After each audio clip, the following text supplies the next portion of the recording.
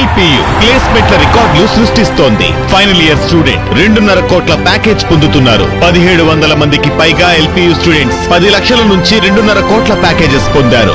విద్యా విప్లవం ప్రారంభమైంది లవ్లీ ప్రొఫెషనల్ యూనివర్సిటీలో. చంద్రబాబు ప్రభుత్వం ఏర్పడితే వర్షాలు పడవు అనేది చాలామంది సీనియర్ విశ్లేషకులు చెప్తూ ఉంటారు. నిజమా అని డౌట్ పడే వాళ్ళకి, లేదంటే అదేదో ఊరికే అంటారులే అనే వాళ్ళకి ప్రస్తుత పరిస్థితులు చూస్తే నిజమేనా అనిపించక మానదు. ఎందుకంటే వర్షాకాలమే అయినా నెర్రలు బారిన పొలాలే దర్శనమిస్తున్నాయి. జోరున వర్షాలు పడాల్సిన టైంలో రోహిణి కార్తెలో కాస్తున్న ఎండలా వాతావరణం మారిపోయింది. మరి దీంతో ఖరీఫ్ సాగుకు ఆదిలోనే సాగునీటి కష్టాలు ఎదురయ్యాయి. ఇది ఎక్కడో వర్షాలు పడని రాయలసీమ ప్రాంతం కాదు, పచ్చని పశ్చిమ గోదావరి జిల్లాలోనే ఈ దుస్థితి. రాష్ట్రానికి అన్నం పెట్టే జిల్లాలో కూటమి నేతలు మొద్దు నిద్ర కారణంగా రైతన్నలు అగచాట్లు పడుతున్నారు. పశ్చిమ గోదావరి జిల్లాలో సాగునీటి కష్టాలపై సాక్షి టీవీ గ్రౌండ్ రిపోర్ట్. వర్షాకాలం వచ్చినా వరుణుడు కరుణ చూపకపోవడంతో పశ్చిమ గోదావరి జిల్లాలో రైతులు అల్లాడిపోతున్నారు. అప్పుడే జులై మాసంలో 2 వారాలు దాటుతున్నా వర్షాలు సక్రమంగా పడకపోవడం, ఎండలు మండిపోతుండటంతో చేలకు అవసరమైన సాగునీరు అందడం లేదు. దీంతో సకాలంలో నాట్లు పూర్తవుతాయో లేదోనని పశ్చిమ గోదావరి జిల్లాలోని పలు నియోజకవర్గాల్లోని రైతులు ఆందోళన చెందుతున్నారు. గత 3 రోజులుగా మబ్బులు వేస్తున్నా వర్షాలు కురవకపోవడంతో రైతులు దిక్కుతోచని స్థితిలో కొట్టుమిట్టాడుతున్నారు. జులై చివరి నాటికి ప్రతి సంవత్సరం జిల్లాలో పూర్తి శాతం ఆకుమడులు వేసేవారు. కానీ ఇప్పుడు ఆ పరిస్థితి లేదని, కనీసం 50% నారుమడులు వేసుకోలేని పరిస్థితి ఉందని వాపోతున్నారు రైతన్నలు.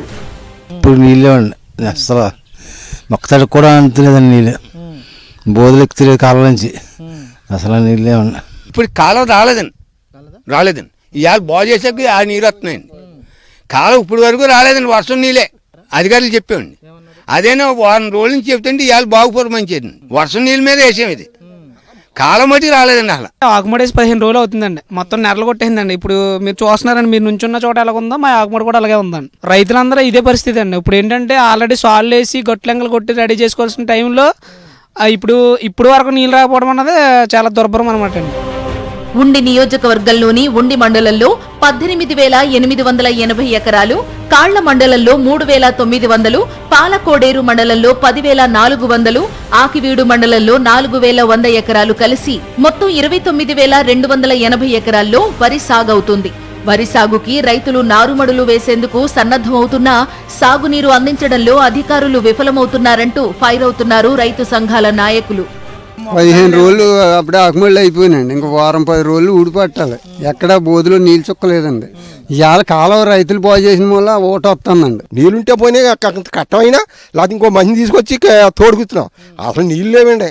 ఇవాళ ఇంత నెరగొట్టేసింది. ఇదే కాలువారిని పోయి దూరం కాదు, పోనీ ఎక్కడ లోపల పోనీ అందలేదు అనుకోవచ్చు.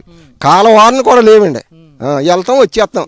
పంటకి ఈ సాగునీరు లేకుండా ఎండిపోతున్నాయో దీనివల్ల ఈ ప్రభావం దాల్వా పంట మీద చూపిస్తుంది.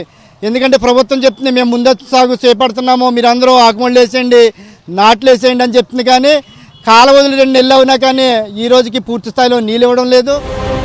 ఉండి నియోజకవర్గం పాలకోడేరు మండలం మోగల్లు, కోరుకొల్లు, గుత్తులవారిపాలెం, గరగపర్రు తదితర గ్రామాల్లో సాగునీరు అందక నారుమడులు బీటలు వారుతున్నాయి. ఉండి మండలంలో ఉప్పులూరు, ఎండగండి, పెద్దపుల్లేరు, కలిసిపూడి శివారు ప్రాంతాలు, ఆకివీడు కాళ్ల మండలాల్లోని శివారు ప్రాంతాల్లో సాగునీటి సమస్య వచ్చిందని, తమను పట్టించుకునే నాదుడే లేడంటూ ఆగ్రహం వ్యక్తం చేస్తున్నారు అన్నదాతలు.